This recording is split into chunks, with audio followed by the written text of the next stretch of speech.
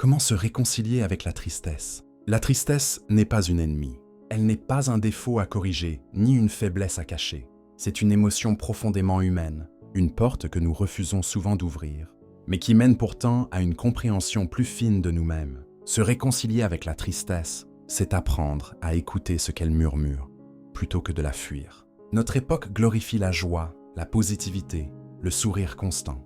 Mais cette quête du bonheur permanent nous enferme dans un paradoxe. Plus nous voulons éviter la tristesse, plus elle s'enracine en nous. Car ce que nous refusons de ressentir ne disparaît pas. Cela se transforme en fatigue, en tension, en vide. La tristesse a besoin d'être vécue pour se dissoudre. Elle demande un espace d'accueil, pas une stratégie de fuite. Être triste, c'est sentir qu'une partie de nous réclame attention. C'est le signe qu'un attachement s'est défait, qu'une illusion s'est brisée, qu'une vérité a été vue. C'est un passage, parfois sombre, mais nécessaire.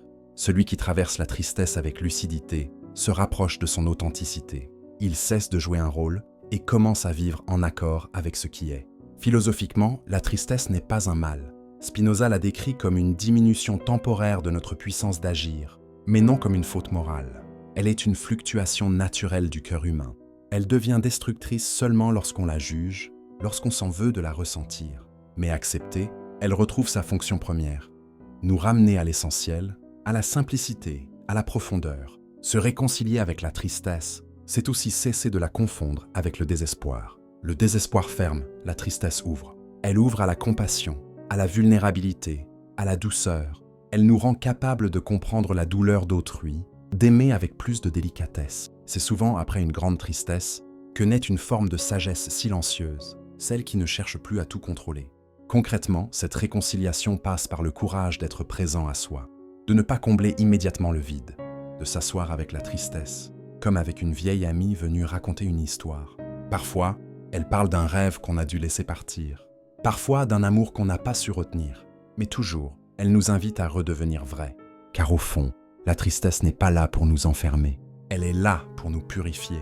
Elle nous dépouille de ce qui n'a plus lieu d'être, pour laisser place à quelque chose de plus juste, plus vivant. Alors, au lieu de la craindre, apprenons à la saluer, à lui dire « Je te vois, reste un moment si tu dois, mais enseigne-moi ce que je n'ai pas encore compris ». C'est dans cette attitude d'accueil que la tristesse cesse d'être une ombre et devient un chemin vers la paix intérieure.